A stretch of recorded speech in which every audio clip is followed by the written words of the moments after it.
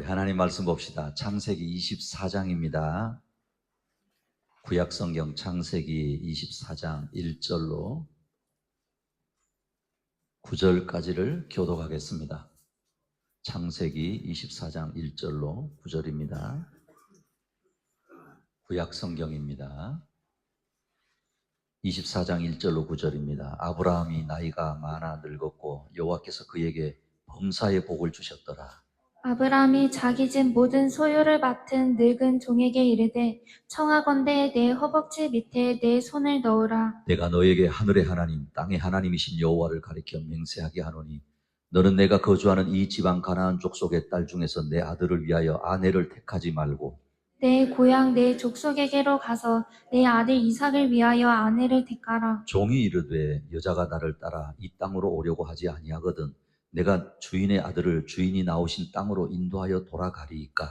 아브라함이 그에게 이르되 내 아들을 그리고 데리고 돌아가지 아니하도록 하라. 하늘의 하나님 여호와께서 나를 내 아버지의 집과 내 고향 땅에서 떠나게 하시고 내게 말씀하시며 내게 맹세하여 이르시기를 이 땅을 내 씨에게 주리라 하셨으니 그가 그 사자를 너보다 앞서 보내실지라 내가 거기서 내 아들을 위하여 아내를 택할지니라.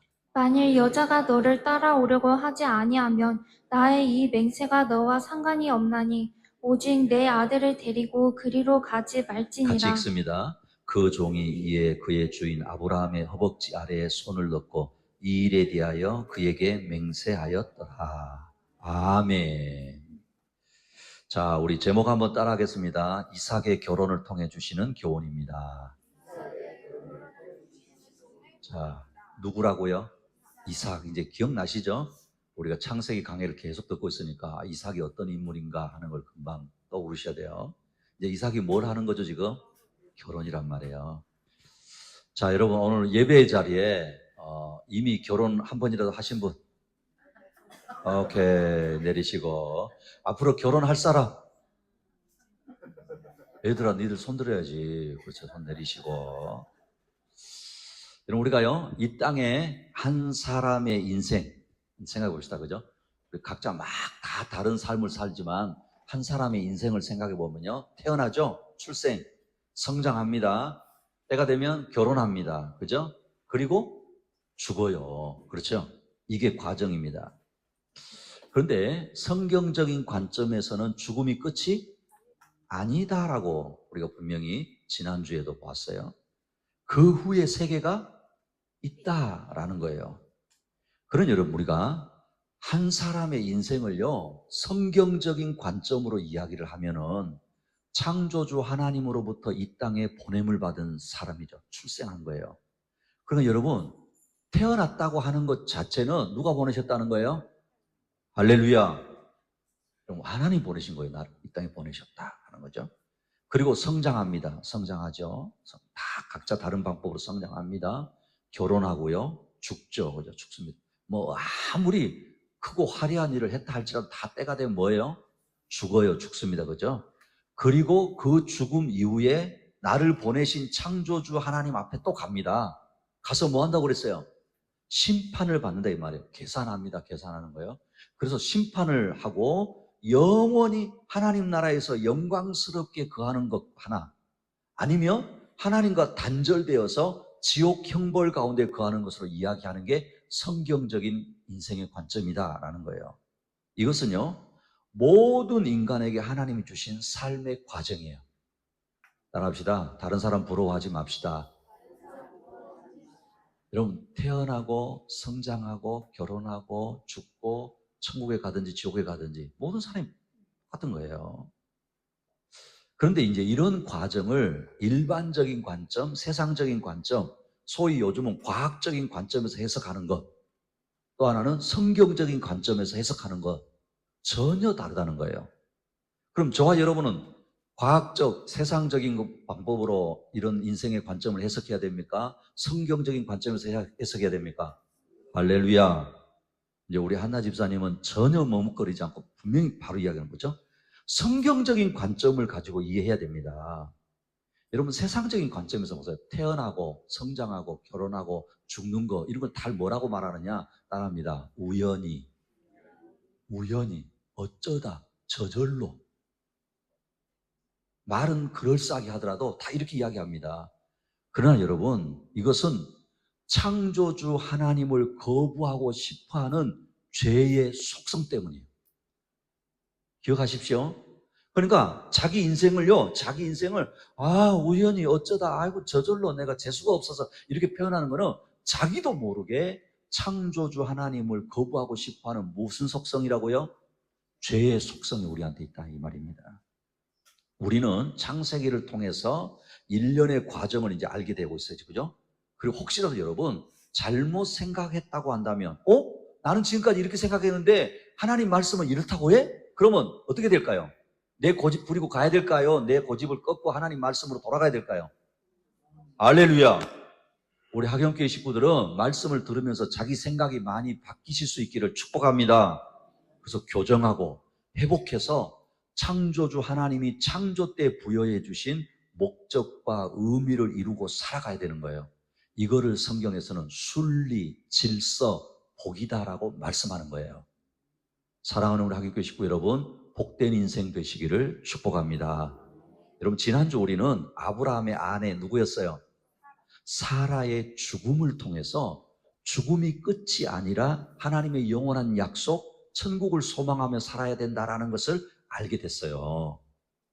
아브라함이 아직 온전히 약속의 땅을 얻지 못했다고 그랬잖아요. 그렇죠? 그래서 막벨라 굴을 사서 사라를 장사함을 통해서 이 땅이 자신과 자손에게 약속하신 땅인 것을 뭐하게 한 거예요? 확증했다고 그랬잖아요. 이 땅은 하나님 우리에게 주신 거야. 그래서 어떻습니까? 값을 주고라도 그 땅을 뭐 했어요? 샀다고 그랬잖아요. 우리에게도요, 성령을 통해서 구원의 사실을 확증해 주셨다고 성경은 말씀합니다. 여러분 기억하십시오. 물론 우리가 다 부족해요. 하루하루 살면서 어때요? 저는 계속 나이가 들수록 더 부족함을 느끼는 거예요. 내가 예수 믿는데 하나님의 자녀인데 내가 참 부족하구나. 그래서 아직 부족하고 완전한 천국을 누리지 못하는 삶을 사는 것처럼 보여도 내 안에 성령님이 내주하고 계시면서 내가 하나님의 자녀인 것을 뭐하고 계세요? 보증하신다 이 말이에요. 할렐루야. 그럼 여러분 조금 부족해도 마치 내 안에 성령님이 거하시지 내가 하나님의 자녀지 이런 은혜가 있기를 축복합니다. 그래서 성령을 보증으로 주셨다 이렇게 말씀하고 있단 말이에요. 그러면서 오늘은 지난주에는 사라의 죽음 그랬죠? 이제 역으로 오늘은 인생의 과정 중에 결혼을 생각해 보려고 합니다. 결혼. 자, 또 질문하겠습니다. 여러분 인생을 살아가면서 결혼은 필수일까요? 선택일까요? 기선아 대답 잘해라. 자, 여러분 잘 보세요. 인생을 살아가면서 결혼이 필수일까요? 선택일까요? 할렐루야. 현대사회에서 나타나는 결혼에 대한 의식은요, 사실은 반성경적이다라고 단언할 수 있어요. 여러분 기억하십시오. 세속사, 구속사가 있다고 그랬죠? 맞지요? 그러니까 성경적인 관점으로 보면 반성경적인 것이 많다 이 말이에요. 왜 제가 이렇게 단호하게 이야기하는 줄 아세요? 성경에서 말씀하는 결혼에 대한 의미가 아니라는 거예요. 세상이 말하는 결혼의 의미가 성경이 말하는 결혼과 다르다 이 말입니다. 성경은 창조의 원리로서 결혼이라고 하는 제도를 하나님 주셨다라고 말씀합니다. 자, 여러분 창세기 2장 18절 24절 제가 한 절 여러분 한 절. 여호와 하나님이 이르시되 사람이 혼자 사는 것이 좋지 아니하니 내가 그를 위하여 돕는 배필을 지으리라 하시니라. 이러므로 남자가 부모를 떠나 그의 아내와 합하여 둘이 한 몸을 이룰지로다. 자 보십시오. 하나님이 천지를 다 창조하시고 남자를 만들어 두셨는데 혼자 사는 것을 이렇게 보셨는데 보시기에 뭐 했다고요? No good. good 이래야 되는데 no good 그러셨다는 거예요. 혼자 사는 게 좋지 않았다는 거예요. 그래서 누구를 또 만들어 주셨다고요? 돕는 배필 그랬잖아요. 그럼 보십시오. 일반적인 원리로 보면 성경에서 일반적인 원리로 보면 결혼은 반드시 해야 하는 창조의 원리입니다. 그러나 특별한 경우가 있어요. 그러니까 뭐 헷갈리시면 안 돼요. 일반적인 원리로서는 모두가 다 뭐 해야 돼요? 결혼해야 되는 게 성경적인 원리라는 거예요. 그런 특별한 원리가 있는데 이런 경우는요, 따라합니다. 사명을 위한 독신. 사명을 위해서는 독신도 할 수 있다는 거예요. 자, 마태복음 19장 11절 12절 제가 여러분 한 절. 예수께서 이르시되 사람마다 이 말을 받지 못하고 오직 타고난 자라야 할지니라. 어머니의 태로부터 된 고자도 있고 사람이 만든 고자도 있고 천국을 위하여 스스로 된 고자도 있도다. 이 말을 받을 만한 자는 받을지어다. 자, 보십시오. 누가 하신 말씀이에요? 예수님이 하신 말씀이란 말이에요. 여기 고자라고 하는 말이 혼자 사는 사람이라는 뜻이에요. 근데 보세요. 천국을 위하여 스스로 고자된 자도 있다. 이렇게 말하는 거예요. 이게 무슨 말이냐면 특별한 사명, 하나님 나라를 위해서 평생 복음만을 나는 전하고 살래요. 나는 결혼이라고 하는 것 때문에 하나님 나라를 내가 증가하는 일에 내가 시간을 소비할 수 없어요. 나는 진짜 이렇게 특별한 일에 헌신하여 살아갈 때 독신의 은사를 주셨다면 혼자 살 수 있다는 거예요. 근데 여러분 이게 뭐라고? 일반적이지 않다 이 말입니다. 그러니까 여러분 보세요. 아우 혼자 사는 게 뭐 좋아요. 그게 뭐 당연히 그런 거지. 여러분 이거는 성경적이지 않고 그냥 독신을 미화시키는 거예요. 그래서 보십시오. 세상에서 결혼에 대한 이야기를 하면요, 아마 들어보셨잖아요. 비혼주의, 혼전동거, 이혼 이런 부분들 이제 우리가 많이 접하는 거예요. 이런 비혼주의라는 말이 결혼하지 않고 사는 거거든요. 그 비혼주의라는 말은 싱글 라이프를 즐기기 위해 결혼하지 않는다. 그래요. 한번 잘 생각해 보세요. 여러분 이것 자체가 비성경적인 건 아니라고 제가 말씀드렸잖아요. 맞죠? 특별한 경우라니까. 그런데 이 결혼을 자신만 위해서 거부하는 거. 그러니까 아우 나만 행복하면 되지 나만 위해서 결혼하지 않겠다라고 하면은 거부하는 것은 하나님의 뜻을 거스리는 것이다 라는 거예요. 왜요? 결혼을 통해 남녀가 한 몸을 이루는 것이 창조의 뭐라고요? 원리 질서라고 우리가 알았잖아요. 그래서 모든 비혼주의를 비성경적인 것이라고 단정할 수는 없지만은 단순히 개인의 편의, 책임 회피를 위한 비혼은 성경적 가치관과 거리가 있는 겁니다. 제가 요즘 우리 젊은이들하고 이야기를 좀 하다 보면요, 내가 왜 손해봅니까? 내가 왜 손해보려고 결혼합니까? 이런 표현이에요. 이게 여러분 똑같은 겁니다. 관점. 또한요, 혼전 동거도 비성경적이에요.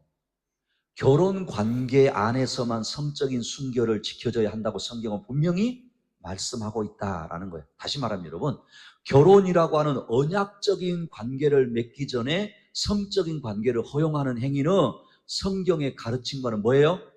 반대다라고 분명히 말씀하고 있다는 거예요. 그래서요, 이렇게 되면 뭐가 되느냐? 여러분, 우리가 인생을 살아가는데 제가 큰 과지만 이야기했어요. 태어나고, 성장하고, 뭐예요? 결혼, 죽음이라고 말했잖아요. 그러니까 보십시오. 결혼을 단순히 함께 살아보는 것으로 격화시키는 거예요. 결혼의 가치를 떨어뜨린다 이 말입니다. 그런 여러분 그렇지 않아요? 결혼이 가진 거룩한 언약의 의미를 약화시키는 거예요. 따라합니다. 결혼은 거룩한 것입니다. 할렐루야. 여러분 거룩한 행위예요. 또는 우리가 이혼에 대해서 조금 생각해 보려고 하는데요. 성경은 원칙적으로는 이혼을 뭐 할까요? 금하고 있습니다. 예수님이 뭐라고 하셨는지 봅시다. 자, 마태복음 19장 6절 여러분 읽습니다. 시작. 그런즉 이제 둘이 아니요 한 몸이니 그러므로 하나님이 짝지어지신 것을 사람이 나누지 못할지니라 하시니. 아멘. 보십시오. 이 말씀은요, 결혼의 영원성을 강조하는 거거든요. 그러니까 예외는 있어요. 계속 제가 말씀드리죠. 일반적인 원리가 있고 뭐가 더 특별한 원리가 있다. 그러니까 여러분 항상 기억하셔야 되는 거예요. 그래서 보십시오. 예외는 있다는 거예요. 어떤 의미냐면 배우자의 음행, 배우자의 외도. 성경에서 유일하게 이혼의 근거로 이걸 말합니다. 근데 이제 여기에서 조금 더 한 걸음 나가면 현대에는요, 폭력. 폭력도 그냥 아니에요. 생명의 위협을 느낄 정도로. 어떤 이런 부분도 있는 거예요. 그러니까 이런 것도 왜냐하면 인간의 완악함 때문에 허용된 예외적인 상황이다라는 걸 볼 수 있습니다. 그런데 안타까운 거는, 그럼 여러분 안타까운 거 보세요. 현대 사회, 세상의 크리스천들, 세상에 우리 크리스천 있잖아요. 우리들마저도 이런 결혼에 대한 가치관을 성경적으로 가져야 됩니까? 세상적으로 가져야 됩니까? 당연하죠. 그런데 우리가 너무 무분별하게 세상적인 것을 따르고 있다라는 것입니다. 그러니 여러분, 그리스도인은요, 비혼주의, 혼전, 결혼, 이혼을 정지해서는 안 돼요. 정지하는 거 아니에요. 이걸 넘어서 성경이 제시하는 결혼의 본질을 회복하려는 노력을 해야 한다 이 말입니다. 특별히 보십시오. 이제 이미 결혼한 분들은 한 번 더 생각해보고 앞으로 자녀들을 결혼시켜야 되잖아요. 손주들도 결혼시켜야 되잖아요. 그러니까 내가 성경적인 관점을 가지고 있나 점검을 해야 되는 게 있고요. 앞으로 이제 결혼을 할 친구들은 또 뭐 하는 거예요? 지금부터 준비를 하는 겁니다. 결혼은요, 거룩한 거라고 그랬죠? 남녀가 한 몸을 이루고 예수님과 교회의 관계를 예표하는 거룩한 언약이라는 거예요. 그래서 결혼을 귀하게 여기고 지키고 유지하는 것은 하나님에 대한 약속을 믿는 것과 상급이 있는 복된 순종인 것을 우리는 늘 기억해야 됩니다. 할렐루야. 우리 학연교회 식구들, 결혼을 통해서 하나님이 약속하신 복을 누리시기를 축복합니다. 오늘은 아브라함의 언약의 자손 이삭의 결혼을 통해서요, 우리는 결혼이 주는 의미가 무엇이고 결혼을 통해 하나님이 원하시는 목적이 무엇인지를 다시 한번 하고 되새기자는 거예요. 그래서 이삭의 결혼을 통해서 주시는 교훈, 첫 번째 따라합니다. 결혼을 준비하는 과정입니다. 오늘 이삭의 결혼 이야기는요, 단순한 한 남녀의 만남을 넘어서 하나님의 놀라운 섭리와 인도하심이 어떻게 한 사람의 인생을 그리고 한 가정을 이끌어 가는지를 여러분 정확하게 볼 수 있어요. 우리 장로님 기도하실 때 뭐라고 하냐면, 하나님 지금은 우리가 다 알 수 없지만 시간이 지나고 나서 하나님 그렇게 하셨구나 고백할 수 있게 해달라고 기도했죠. 똑같은 거예요, 여러분. 결혼이라고 하는 부분도 하나님이 어떻게 섭리하셨구나라는 걸 알게 됩니다, 시간이 지나면. 그래서 결혼은 한 사람의 인생에 있어서 매우 중요한 결정입니다. 반드시 때가 되면 고민하고 결정하게 됩니다. 그런데 우리 그리스도인은 이 결정의 순간에 과연 누구를 의지하고 무엇을 기준으로 삼아야 하는지를 알아야 된다 이 말입니다. 자, 오늘 1절에서 4절, 제가 한 절 여러분 한 절. 아브라함이 나이가 많아 늙었고 여호와께서 그에게 범사의 복을 주셨더라. 아브라함이 자기 집 모든 소유를 맡은 늙은 종에게 이르되 청하건대 내 허벅지 밑에 내 손을 넣으라. 내가 너에게 하늘의 하나님 땅의 하나님이신 여호와를 가리켜 맹세하게 하노니 너는 내가 거주하는 이 지방 가나안 족속의 딸 중에서 내 아들을 위하여 아내를 택하지 말고 내 고향 내 족속에게로 가서 내 아들 이삭을 위하여 아내를 택하라. 자, 보세요. 아브라함이 이제는 늙었죠. 그죠? 오늘 여기 늙었다고 했거든요. 후계자인 이삭을 위해서 아내를 찾아주는 과정이 시작됩니다.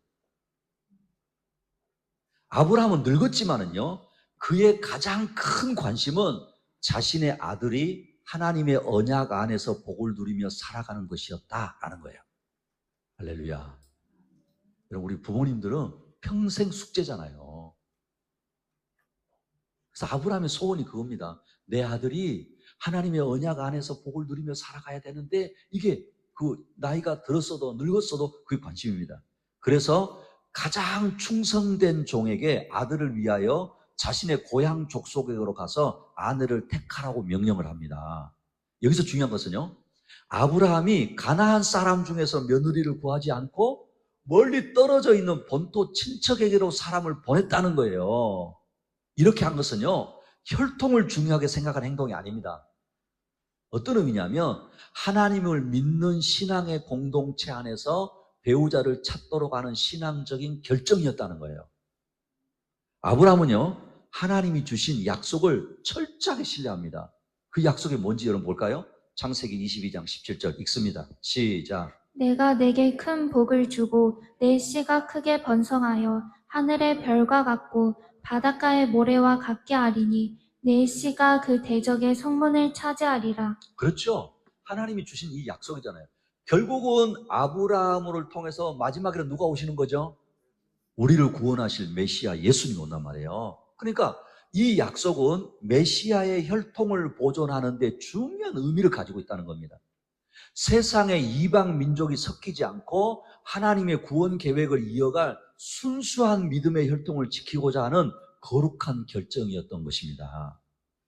그 당시 때 가나안 족속은요, 우상을 섬기는 민족이었기 때문에 그들과의 결혼을 만약에 허용했다고 한다면 자칫, 자, 이거는 아주 상식인데, 남자가 결혼을 하면 누구 말을 듣죠? 옆집 아줌마 말 듣는 거 아니죠? 그리고 보십시오. 만약에 여기서 이삭을 대충 가나안 중에 여인 중에서 결혼시켰다고 한다면 그들과의 결혼은 이삭의 신앙을 흔들고 하나님의 언약을 위태롭게 할 수 있었다라는 겁니다. 그래서 여러분, 성경은요, 우리에게 결혼의 첫 번째 조건이 신앙의 일치임을 분명히 보여주는 것입니다. 또한요, 아브라함은 이렇게 그 종에게 당부를 하잖아요. 그때 이 종이 이렇게 말합니다. 엘리에셀이라고 하는 종인데, 만일 그 여자가 나를 따라오려고 하지 않으면 어떻게 합니까? 라고 아브라함에게 질문을 해요. 그때 보세요. 아브라함이 뭐라고 답변하는지. 자, 5절에서 7절. 제가 한 절, 여러분 한 절. 종이 이르되 여자가 나를 따라 이 땅으로 오려 하지 아니하거든 내가 주인의 아들을 주인이 나오신 땅으로 인도하여 돌아가리이까. 아브라함이 그에게 이르되 내 아들을 그리로 데리고 돌아가지 아니하도록 하라. 하늘의 하나님 여호와께서 나를 내 아버지의 집과 내 고향 땅에서 떠나게 하시고 내게 말씀하시며 내게 맹세하여 이르시기를 이 땅을 내 씨에게 주리라 하셨으니, 보세요, 그가 그 사자를 너보다 앞서 보내실지라 내가 거기서 내 아들을 위하여 아내를 택할지니라. 자, 여러분 보세요. 아브라함이 지금 어떤 마음이냐면, 종이 얼마나 또 지혜로워요. 주인님, 가서 좋은 처자를 만나가지고 내가 데리고 와야 되는데 안 오려고 하면 아들 이삭을 데리고 내가 그 땅으로 가도 됩니까? 이렇게 질문했단 말이에요. 근데 7절에 보면 그가 그 사자를 너보다 앞서 보내실 것이다 라고 하면서 확신하고 답을 하고 있다는 걸 볼 수 있습니다. 그러니까 무슨 말이냐면, 아브라함은 자신의 능력이나 종의 어떤 수완을 믿은 것이 아니라 오직 하나님의 신실하심을 믿었다라는 겁니다. 아브라함은요, 믿음의 조상으로서 하나님께서 그의 후손을 통해서 온 세상을 구원하실 것을 믿었다라는 것을 우리는 계속해서 보게 되는 겁니다.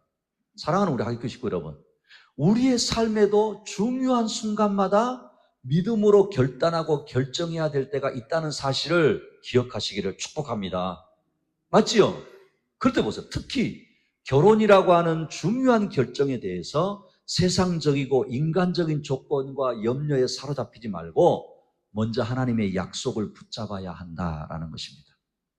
아브라함이 뭐라고요? 이 땅 나에게 주신다고 약속하지 않았느냐? 나보다 앞서 내 사자를 보내신다고 하셨어. 믿고 있잖아요. 아브라함이 확신했던 것처럼 우리를 향한 하나님의 선하심과 계획을 믿고 나아갈 수 있기를 축복합니다. 그러니까 아들 이삭의 배우자를 정하기 위한 모든 결정마다요, 아브라함의 믿음이 묻어납니다. 우리 부모님들 기억합시다. 간섭하라는 뜻이 아닙니다. 이삭의 결혼의 중요한 결정마다 누구의 믿음이 지금 나타나고 있어요? 아브라함의 믿음이 묻어나고 있다는 거예요. 노련한 종의 선택보다 하나님의 예비하심을 더 신뢰하였고 아들을 약속의 땅 밖으로 보내지 않으려고 종을 대신 보내는 신중함을 보이고 있다는 거예요. 이런 믿음의 성숙함이 나이가 늙은 아브라함의 아름다운 믿음의 모습인 것입니다. 그러니까 여러분, 저는 아브라함이 부럽습니다. 우리가 지금까지 너무 잘 봤잖아요. 근데 아브라함 이제는 나이가 들어갈 수 있도록 어때요? 그 믿음이 정말 아름답게 성숙해 가는 걸 볼 수 있습니다. 이삭의 배우자를 정하는 일에 자기 모든 집의 소유를 맡길 만큼 신실한 종을 보내면서 임종 전 유언을 하듯이 자기 다리 사이에 손을 넣어서 맹세까지 시킵니다. 볼까요? 2절, 9절. 제가 한 절, 여러분 한 절.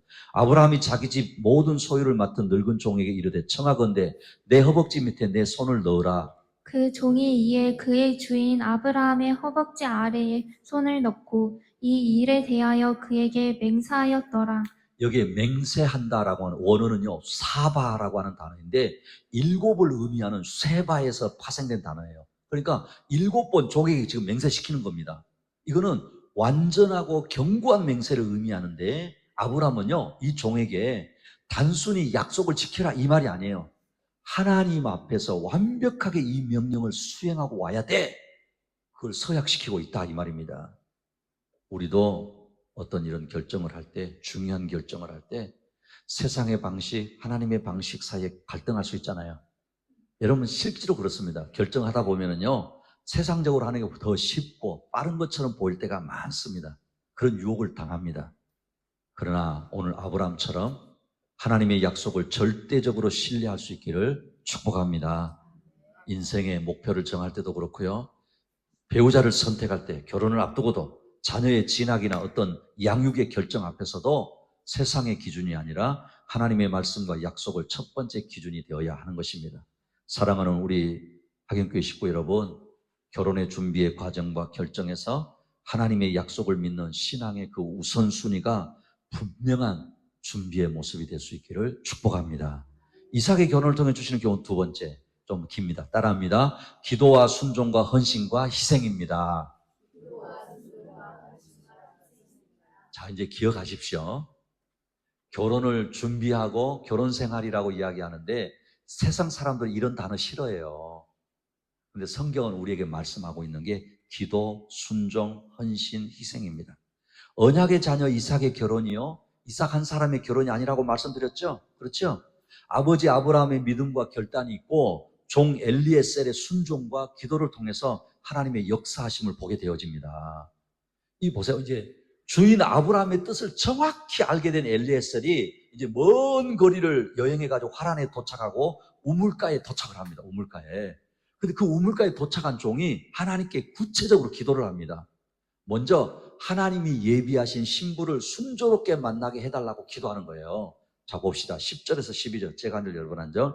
이에 종이 그 주인의 낙타 중 10匹를 끌고 떠났는데 곧 그의 주인의 모든 좋은 것을 가지고 떠나 메소포다미아로 가서 나홀의 성에 이르러 그 낙타를 성 밖 우물 곁에 꿀렸으니 저녁 때라 여인들이 물을 기울여 나로울 때였더라. 그가 이르되 우리 주인 아브라함의 하나님 여호와여 원하건대 오늘 나에게 순조롭게 만나게 하사 내 주인 아브라함에게 은혜를 베푸시옵소서.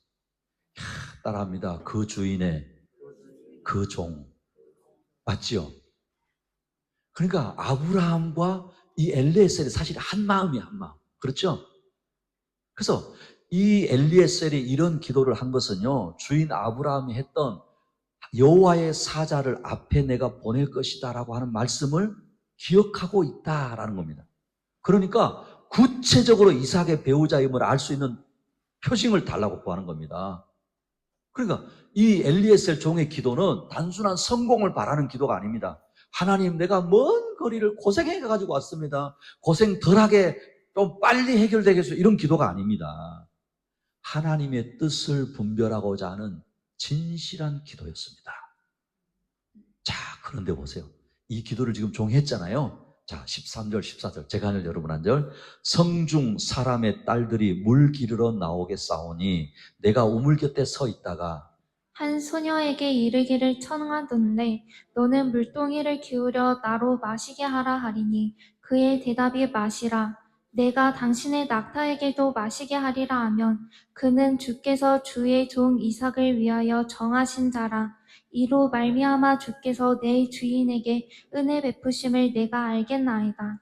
자, 보십시오. 이 종이 누구 집에 가서 누구를 만나라 이런 이야기를 듣고 온 거 아니잖아요. 막연하게 지금 온 거잖아요. 그렇죠? 근데 그 기도를 신실하게 진실되게 합니다. 그리고 이제는 구체적인 기도의 내용이 있습니다. 내가 이 우물가에서 물을 떠러오는 많은 처자가 있을 건데 그 한 처자에게 내가 부탁을 할 겁니다. 근데 이 처자가 나에게만 물을 주는 게 아니라 약탈을 몇 마리 끌고 갔다고요? 10마리를 끌고 갔는데 그 먼 거리를 지금 낙타들이 갔으니까 얼마나 갈급하겠어요. 약대 10마리에게도 물을 먹여주는 관대한 여인을 순적하게 만날 수 있게 해달라고 기도하고 있다. 이것은요, 하나님을 시험하는 태도가 아닙니다. 간절한 마음으로 하나님의 응답을 기다리는 겸손한 믿음의 표현입니다. 자, 더 중요한 것. 놀라운 것은 엘리에셀의 이런 간절하고 진실되고 구체적인 기도 후에 무슨 일이 일어났느냐 말이에요.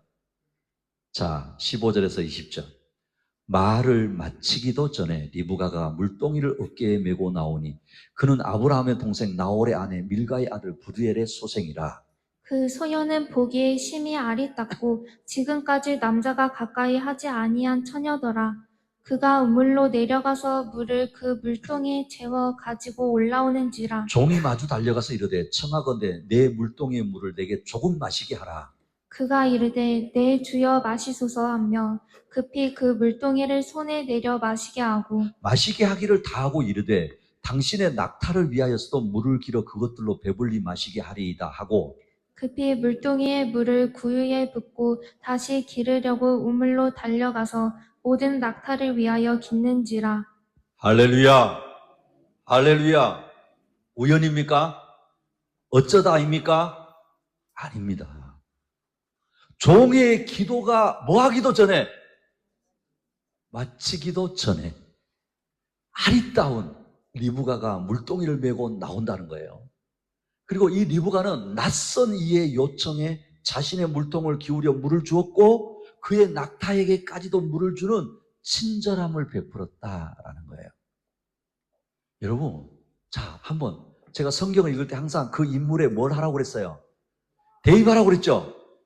저와 여러분이 지금 이 엘리에셀 종이라고 생각해 보세요. 마음이 어떨 것 같아요? 예? 어떨 것 같아요? 지금 저와 여러분이 엘리에셀 종이라고 생각해 봅시다. 어떨 것 같아요? 소름이 돋지 않겠어요? 이렇게 된 것은 엘리에셀의 기도에 대한 하나님의 응답이었습니다. 또 알아보십시오. 리브가는 하나님의 뜻을 몰랐지만, 맞죠? 리브가가 똑같다. 매일같이 우물가에 물을 기르러 갔는데 오늘은 내가 결혼할 배우자를 만나러 갑니다. 그랬을까요? 아니란 말이에요. 똑같은 일상을 살았던 리브가일 거 아니에요. 하나님의 뜻은 몰랐지만 하나님의 인도하심에 순종하여 선한 행실을 보였다라는 거예요. 여러분, 이것은요, 우리가 하나님의 뜻을 구할 때 우리의 삶의 자리에서 어떤 태도를 갖고 사는 게 중요한가를 이야기하는 겁니다. 사랑합니다. 순종하는 태도입니다. 어떤 일을 하든지 무엇을 하든지 하나님, 내가 선한 일에 순종하겠습니다. 할렐루야. 이런 사람이 복이 있더라고요. 그렇지 않습니까? 이 아마 엘리에셀 종은 우와 이라고 있었을 거예요, 지금. 그죠? 이렇게 리브가를 만난 후에도 엘리에셀은요, 성급하게 행동하지 않습니다. 그는 리브가와 그의 가족에게 자신의 정체를 밝히고 하나님의 증거를, 이제 이 하나님의 인도하심을 증거하고 설득을 합니다. 설득을. 리브가의 집에 가가지고. 봅시다. 자, 21절. 여러분 읽어볼래요? 시작. 그 사람이 그를 묵묵히 주목하며 여호와께서 과연 평탄한 길을 주신 여부를 알고자 하더니 그렇죠? 일이 되어가는 과정인데도 지금 뭐라고요? 아, 진짜 이거 하나님이 하시고 계시나? 지금 보고 있다는 거예요. 자, 34절, 36, 제가 한 절, 여러분들. 그가 이르되 나는 아브라함의 종이니이다. 여호와께서 나의 주인에게 크게 복을 주시어昌盛하게 하시되 소와 양과 은금과 종들과 낙타와 나귀를 그에게 주셨고 나의 주인의 아내 사라가 노년에 나의 주인에게 아들을 낳으며 주인이 그의 모든 소유를 그 아들에게 주었나이다. 이제 그 리브가의 집에 가가지고 자기 설명을 쭉 하는 겁니다. 자, 48절 여러분 읽어볼래요? 시작. 내 주인 아브라함의 하나님 여호와께서 나를 바른 길로 인도하사 나의 주인의 동생을 따를 그의 아들을 위하여 택하게 하셨으므로 내가 머리를 숙여 그에게 경배하고 찬송하였나이다. 아멘. 자, 보세요. 이 엘리에셀이 하나님의 뜻이 이루어지는 과정을 이렇게 보잖아요. 그죠? 근데 거기에도 서두르지 않고 뭐하고 있어요? 지혜롭게 분별하고 따라가고 있다라는 거예요. 할렐루야. 저는 우리 하경교회가 이런 교회이기를 소원합니다. 하나님 하시네? 하나님 되게 하시네? 하나님 그렇게 하시네? 이런 걸 볼 수 있기를 축복합니다. 제가 요즘 신나고 재밌어요. 이런 게 보이는 거예요. 하나님 이렇게 되게 하시네? 이렇게 하고 계시네? 보는 거죠. 오늘 이삭의 결혼 이야기 중에요, 종 엘리에셀의 기도에 대해 아름다운 헌신이 담겨 있는 것을 봅니다.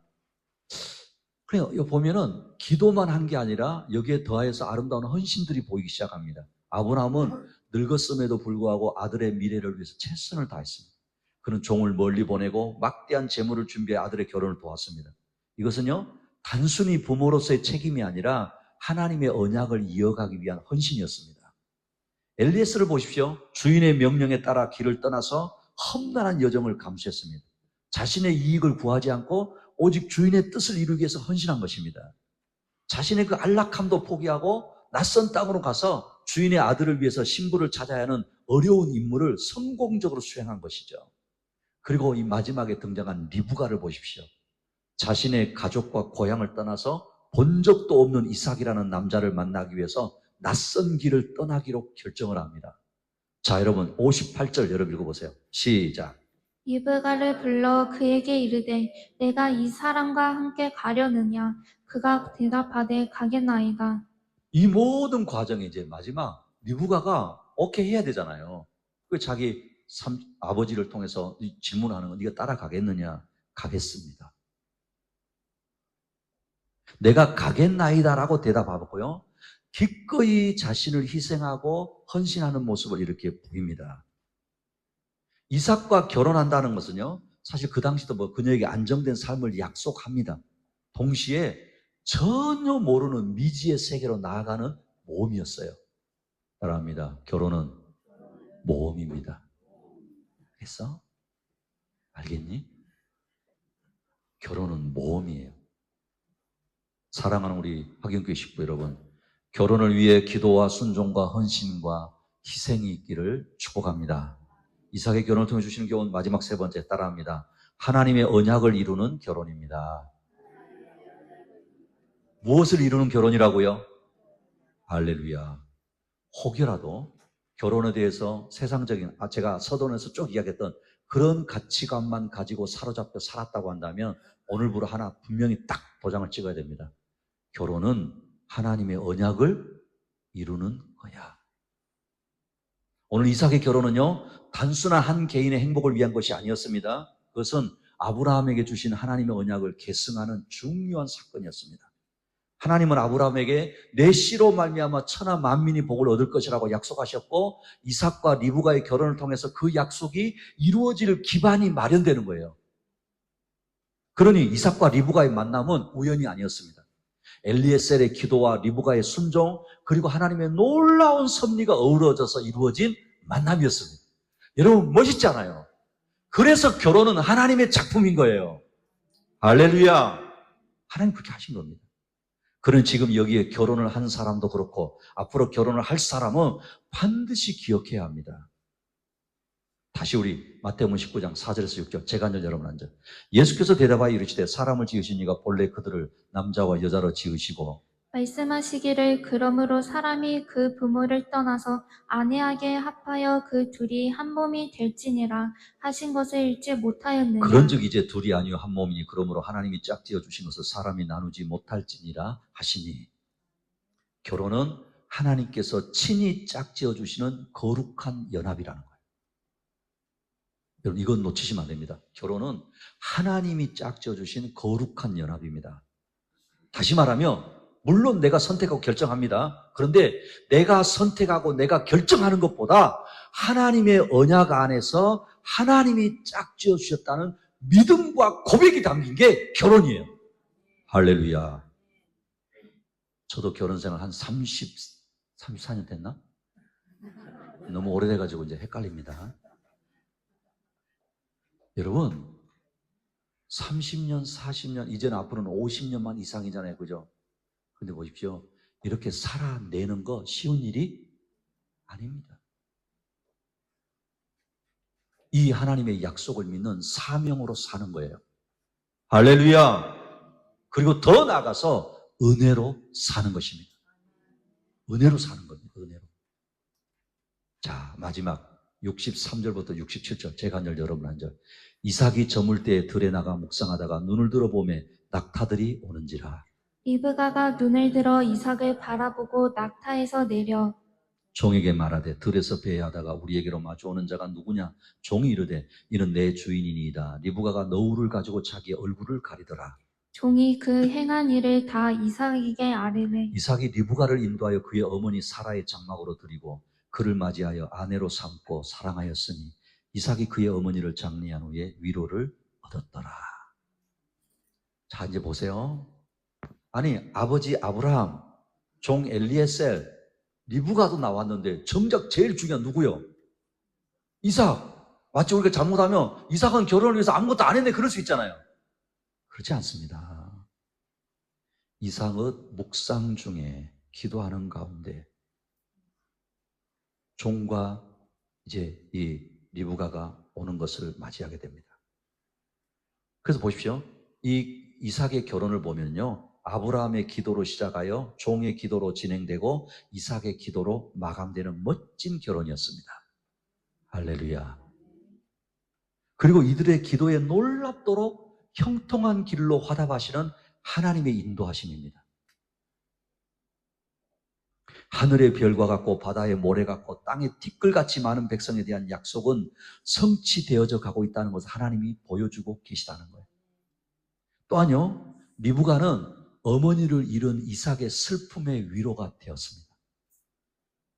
사라의 장막에 리브가를 드린 것은 이제 사라에게 약속한 열국의 어미의 그 축복이 리브가에게 이루어졌음을 지금 성경은 우리에게 보여주고 있는 겁니다.